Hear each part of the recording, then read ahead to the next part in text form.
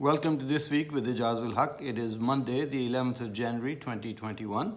Today we will focus on two main items. One is the mayhem in Washington, D.C., created by thugs supporting Donald Trump. And secondly, Pakistan government's international contracts, penalties, and multi-million dollars and multi-billion dollar penalties in some cases. First, what happened in Washington? A bunch of thugs who supported Donald Trump. They occupied the Capitol Hill.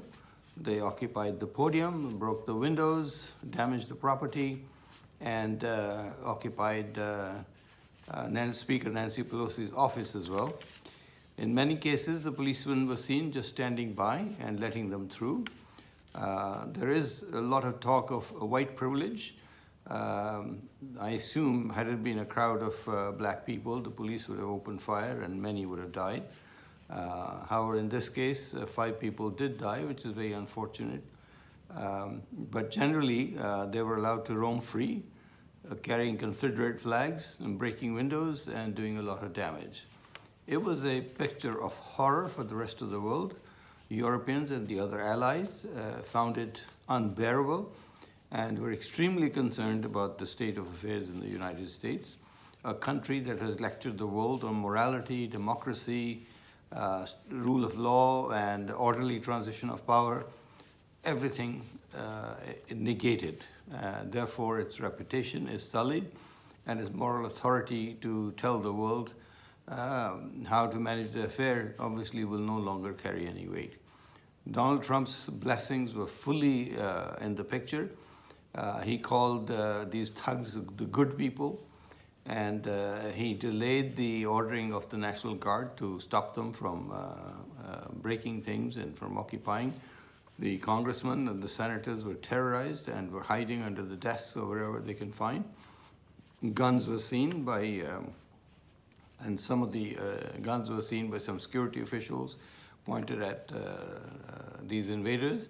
But obviously they had a free roam around the Capitol Hill as if it was their property, and they were there to do whatever they were doing. Very unfortunate, a shocking picture to the world. You know, how will U.S. now tell any other country that you should have democracy or you should have orderly transition of government when you get this situation played out in the most powerful country in the world? Donald Trump has caused more damage to the United States than any enemy could have done. And thank God it is his last 9 days in office. There is some serious talk about impeaching him once again, but it probably will be pointless. The House can impeach him again, but the Senate has to agree to try him, and the trial could last for a couple of weeks, and he'll be out of office by then. The other alternative was the Vice President Mike Pence declaring Donald Trump unfit and taking over the presidency in the last few days. However, it's still not beyond the realm of possibility that Donald Trump will resign a couple of days before his last day so that Mike Pence can step in and pardon him for all his sins. That is still a real possibility. However, one hopes it doesn't happen, and Trump will be tried for his sins and for what he's done to this country and to the rest of the world.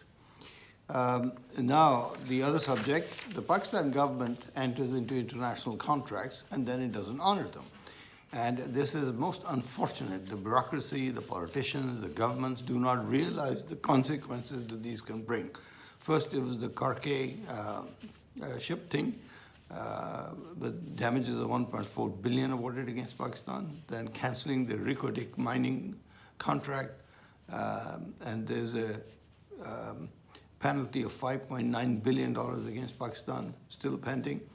And in this week, a company based in Isle of Man, Broadsheet, which was hired by General Musharraf to detect the assets of various politicians abroad, had not been paid.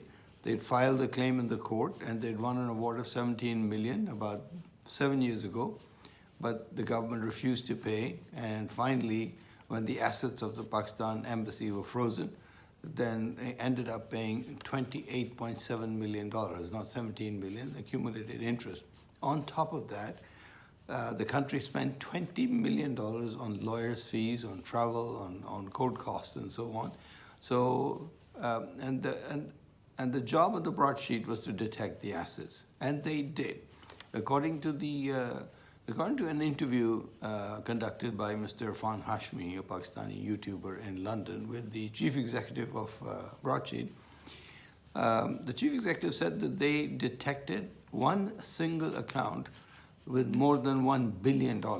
And this money was transferred from Saudi Arabia to London, most probably belonging to Nawaz Sharif's son. However, he did not mention any names.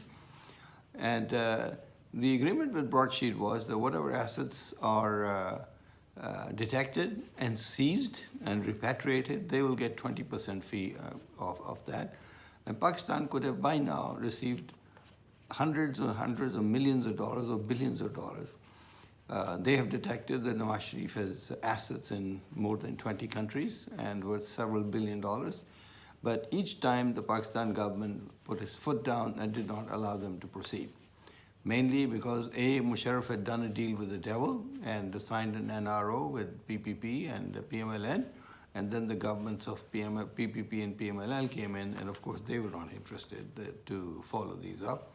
So Pakistan ends up paying. Now, one thing very important, the government must realize that when it enters into international contracts, those have to be honored.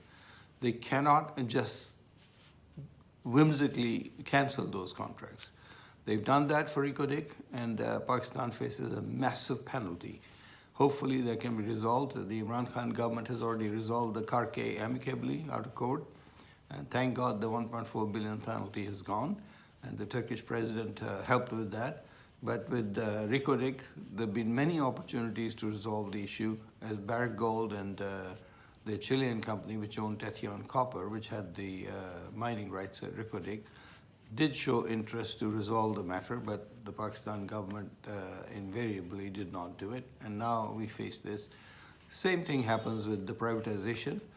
The incompetence is at its highest. It's been 2.5 years, and not one single entity has been privatized. Some land has been sold, but for pittance.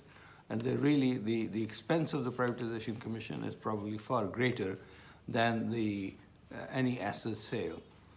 By now, privatization, had it worked actively and competently, could have recovered billions of dollars. There are assets to be sold from KE, from PTCL, from other government entities, Kotadu Power, as well as new assets.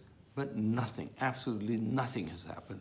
This is height of incompetence, and I hope the Prime Minister takes note of it and restructures the Privatization Commission. Mr. Hafiz Sheikh, who's the chairman of the Cabinet Committee on Privatization, is experienced in this, and I'm surprised that he has not given any proper attention to privatization.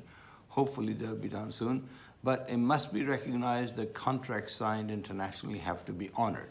No bureaucrat or babu can just cancel them by a stroke of pen. The country ends up paying for their incompetence or for their stupidity. So I think it's time that Pakistan should improve its reputation by honoring its contract. I'm not surprised that major international companies are not interested in coming to Pakistan, especially say in privatization, because they've not been paid in the past.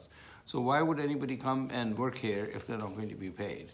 And I think there are lessons to be learned here, and I hope the government has learned its lessons, and it will actively work towards honoring its agreements, or at least before signing such agreements, due care will be given so that the agreements are beneficial to the Pakistan government. That's all for today. Have a good week. Thank you very much. See you next week. And please do subscribe to the channel. Thank you very much.